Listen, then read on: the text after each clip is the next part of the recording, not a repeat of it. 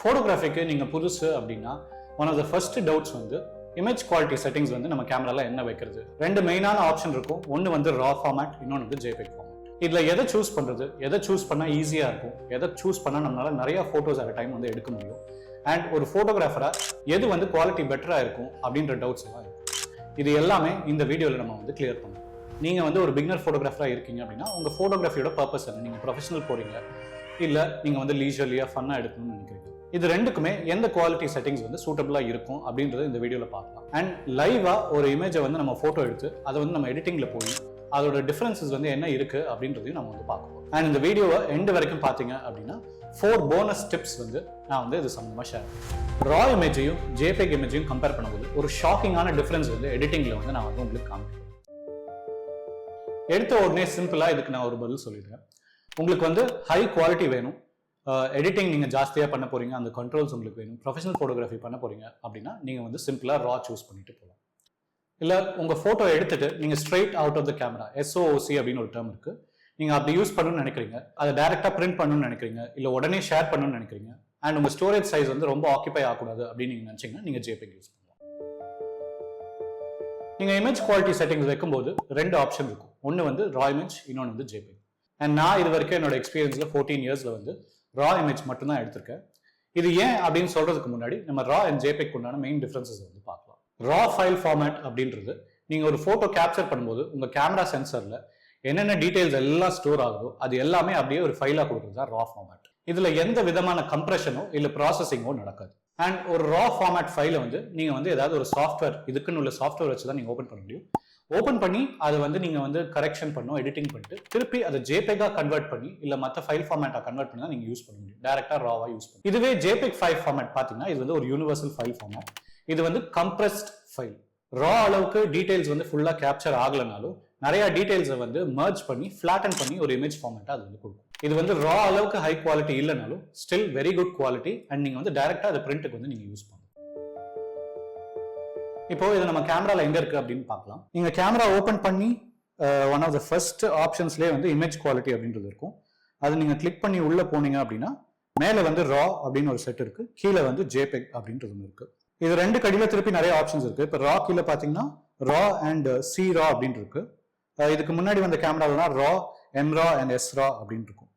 இதே மாதிரி ஜேபெக்ல எல்ன்னு ஆரம்பிச்சு எஸ் வரைக்கும் இருக்கு. இது ஒன்றும் இல்லை, ரா கடியில உங்களுக்கு வந்து high quality raw and lower quality raw இருக்கு.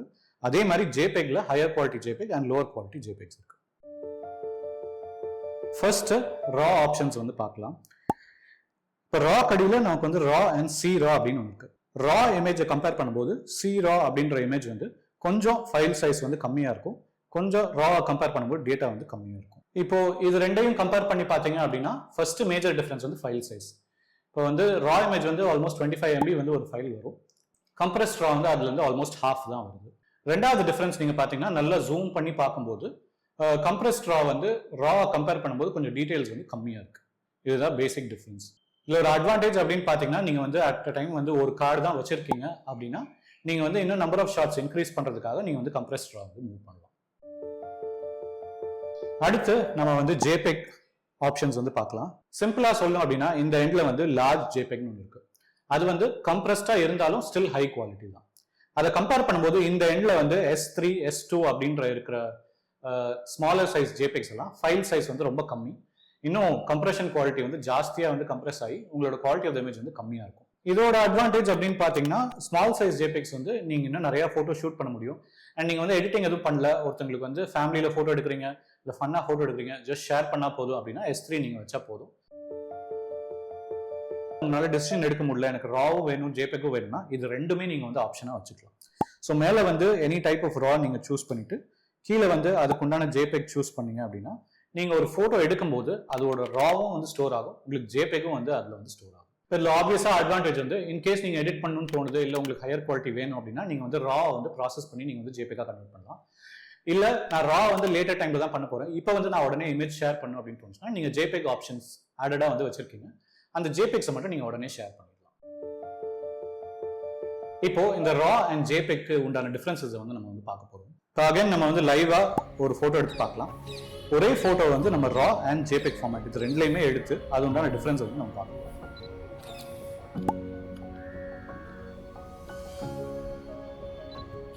இந்த ரெண்டு இமேஜுக்கும் நீங்க வந்து டிஃபரன்ஸ் பாத்தீங்க அப்படின்னா ஃபர்ஸ்ட் வந்து file size.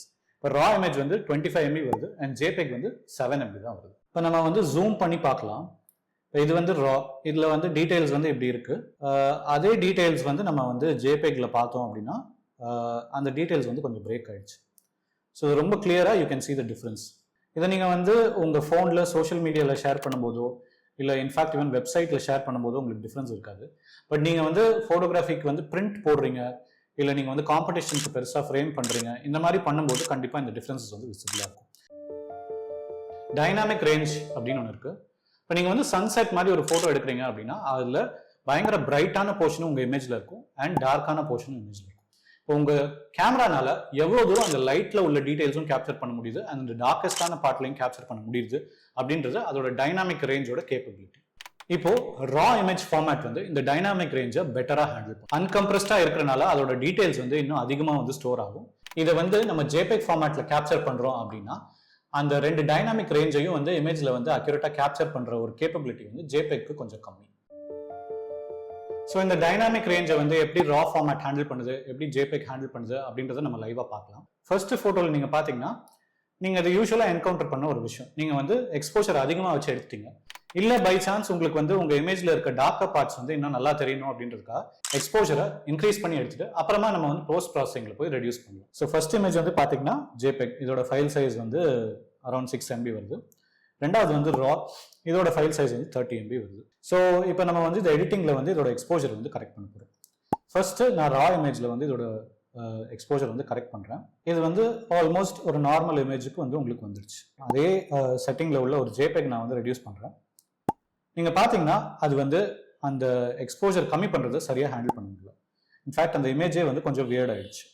So let's say நீங்க ஸ்ட்ரீட்ல இந்த மாதிரி ஒரு போட்டோ எடுக்கிறீங்க, எக்ஸ்போஜர் வந்து கூட ஆயிடுச்சு அண்ட் நீங்க வந்து அதை போஸ்ட் ப்ராசஸ் பண்ணும்போது அது வந்து இந்த மாதிரி ஆச்சு அப்படின்னா உங்களுக்கு வந்து ஃபேவரபிளா இருக்காது. நான் சொன்ன அந்த ராக்கும் ஜேபெக்கும் எடிட்டிங்ல ஒரு ஷாக்கிங்கான டிஃபரன்ஸ் அப்படின்றது இதுதான். நெக்ஸ்ட் நம்ம பார்க்க போற எக்ஸாம்பிள் வந்து ரொம்ப காமனான எக்ஸாம்பிள்.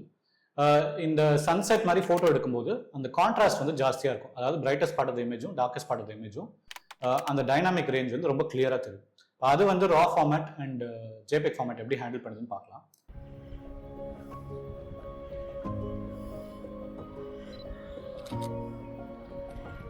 இப்போ இது வந்து ஒரு சிம்பிளான சன்செட் போட்டோ. இதுல வந்து ஃபோர்கிரவுண்ட்ல நான் அந்த டார்க்கான பார்ட் வச்சிருக்கேன், பின்னாடி சன் இருக்கு. இப்போ ஃபர்ஸ்ட் இமேஜ் பாத்தீங்கன்னா ஜேபெக், இது வந்து 5 MB வருது. ரெண்டாவது இமேஜ் வந்து ரா, இது வந்து அரௌண்ட் 25 MB வருது. ஸோ இப்போ நான் என்ன பண்றேன், எக்ஸ்போஷர் ரெடியூஸ் பண்ணி அந்த சன்னோட சர்க்கிள் தெரியுற மாதிரி நான் வந்து பண்றேன். அண்ட் முன்னாடி இருக்கிற அந்த டார்க்கான பார்ட் வந்து தெரியறதுக்கு இந்த ஷேடோஸை கொஞ்சம் இன்க்ரீஸ் பண்ணுறேன். ஸோ இது வந்து நான் வந்து ஜேபெக்ல பண்ணியிருக்க சேஞ்ச். இப்போ அடுத்து வந்து ரா இமேஜ்ல அதே செட்டிங்ஸை நம்ம வந்து பண்ணி பார்க்கலாம். இப்போ நம்ம ரெண்டு இமேஜையும் கம்பேர் பண்ணும்போது ஃபர்ஸ்ட் ரொம்ப கிளியரா அந்த சன், அந்த சூரியனோட சுத்தி இருக்கிற அந்த ஒரு இமேஜ் டீடைல்ஸே வந்து ஜேபெக்ல வந்து ஒரு மாதிரி ஸ்மட்ஜான மாதிரி ஆயிடுச்சு. இதுவே ரா இமேஜ்ல வந்து அந்த சர்க்கிள் வந்து இன்னும் நல்லா ரிட்ரீவ் ஆயிருக்கு. ஸோ இது வந்து ரொம்ப கிளியரா ரா இமேஜ்ல இருக்கிற ஒரு அட்வான்டேஜ். அண்ட் இந்த பிகினிங் ஆஃப் த வீடியோல நான் சொல்லியிருந்தேன், இந்த மாதிரி நான் வந்து ரா தவிர வேற எதுவும் வச்சு எடுத்தது இல்லை. இதுக்கு வந்து 3 முக்கியமான ரீசன். ஃபர்ஸ்ட் வந்து ப்ரொஃபஷனல் ஃபோட்டோகிராஃபி நீங்க எய்ம் பண்றீங்கன்னா மேக்ஸிமம் குவாலிட்டி எவ்வளோ நீங்க கொடுக்க முடியுமோ அது கொடுக்கறது பெட்டர். அது வந்து ரா இமேஜ் வச்சு தான் பாசிபிள். ப்ரொஃபஷனல் ஃபோட்டோகிராஃபி மட்டும் இல்லை, நீங்க வந்து உங்க போட்டோ பிரிண்ட் போடுறீங்க, காம்படிஷனுக்கு அனுப்புறீங்க, இந்த மாதிரி விஷயத்துக்கு உங்க போட்டோ வந்து ஹையஸ்ட் குவாலிட்டியா இருக்கிறது பெட்டர். ரெண்டாவது ரீசன், நான் வந்து உங்களுக்கு எடிட்டிங்ல வந்து அந்த டிஃபரன்ஸ் காமிச்சேன். வெட்டிங் ஃபோட்டோகிராஃபி எடுக்கிறேன், இல்ல ஸ்ட்ரீட்ல எடுக்கிறேன், இல்ல ஆர்கிடெக்சர் எடுக்கிறேன் அப்படின்னா சம்டைம்ஸ் வந்து லைட் அன்பிரடிக்டபிளா இருக்கும் அண்ட் இன் கிவன் மொமெண்ட்ல நான் அந்த போட்டோ எடுக்கிற மாதிரி இருக்கும். நான் அந்த போட்டோ எடுத்துட்டு நான் கம் பேக் அதை வந்து நான் வந்து டெலிவர் பண்ணணும்னு நினைக்கும் போது அது வந்து எடிட்டிங்ல என்னால கரெக்ட் பண்ண முடியல அப்படின்னா அந்த இமேஜ் என்னால டெலிவர் பண்ண முடியாது. மூணாவது ரீசன் டைனாமிக் ரேஞ்ச் ஹேண்ட்லிங். நம்ம போட்டோ லைவா எடுக்கும்போது நிறைய சிச்சுவேஷன்ல இந்த டைனாமிக் ரேஞ்ச் வந்து நம்ம வந்து ஃபேஸ் பண்ற மாதிரி இருக்கும். அதாவது உங்க சீன்ல பிரைட்டஸ்ட் பார்ட்டும் இருக்கும், டார்க்கஸ்ட் பார்ட்டும் இருக்கும். இது ரெண்டையுமே நம்ம முடிஞ்ச அளவு கேப்சர் பண்ணோம் அப்படின்னா அந்த டேட்டா வந்து நம்ம கேமரால வந்து அன்கம்ப்ரஸ்டா பதிவு பண்றது ரொம்ப முக்கியம். ஃபைனலா நான் சொன்ன மாதிரி ஒரு 4 போனஸான டிப் ஷேர் பண்றேன். இது வந்து ஜேபெக் நீங்க எடுக்கிறீங்கன்னா இதை வந்து கண்டிப்பா நீங்க யூஸ் பண்ணணும். ஃபர்ஸ்ட் வந்து பிக்சர் ஸ்டைல நீங்க நியூட்ரலா செட் பண்ணி எடுத்தீங்கன்னா எடிட்டிங்ல உங்களுக்கு ஃபிளெக்சிபிலிட்டி வந்து இன்னும் கொஞ்சம் பெட்டரா இருக்கும். ரெண்டாவது டிப் வந்து கலர் ஸ்பேஸ் அப்படின்னு ஒரு செட்டிங்ல இருக்கும். அதை வந்து நீங்க வந்து உங்க கேமரால போய் sRGBன்னு ஒரு செட்டிங் இருக்கும், அடோப் RGBன்னு இருக்கும். அடோப் RGB நீங்க செட் பண்ணீங்க அப்படின்னா உங்களுக்கு வந்து இன்னும் வைடர் ரேஞ்ச் ஆஃப் கலர்ஸ் வந்து உங்க ஜேபெக்ல வந்து ஸ்டோர் ஆகும். மூணாவது டிப் வந்து உங்க இமேஜ்ல டைனாமிக் ரேஞ்ச், அதாவது கான்ட்ராஸ்ட் வந்து ஜாஸ்தியா இருக்கு, நீங்க சன்செட் மாதிரி இமேஜஸ் எடுக்கிறீங்க அப்படின்னா நீங்க மல்டிபிள் எக்ஸ்போஷர் அப்படின்ற ஒரு செட்டிங் வச்சு மல்டிபிள் ஷார்ட்ஸ் எடுத்து அதை வந்து நீங்க எடிட்டிங்ல மர்ஜ் பண்ணீங்கன்னா உங்களோட டைனாமிக் ரேஞ்ச் வந்து இன்னும் கொஞ்சம் பெட்டரா இருக்கும் ஜேபிக்ல எடுக்கும். நாலாவது அண்ட் ஃபைனல் டிப் நீங்க பாத்தீங்கன்னா உங்க கேமரால high ISO noise reduction setting ஒன்று இருக்கும். இதை நீங்க சூஸ் பண்ணீங்கன்னா கேமரா ஆட்டோமேட்டிக்கா லோ லைட் சிச்சுவேஷன்ல ஜேபிக் எடுக்கும்போது ஆட்டோமேட்டிக்கா அதுவே கொஞ்சம் நாய்ஸ் வந்து ரெடியூஸ் பண்ணும். இது வரைக்கும் நீங்க பார்த்த இந்த வீடியோ யூஸ்ஃபுல்லா இருக்கும்னு நினைக்கிறேன். அடுத்த வீடியோல உங்களை பார்க்குற வரைக்கும் ஹாப்பி கிளிக்கிங்.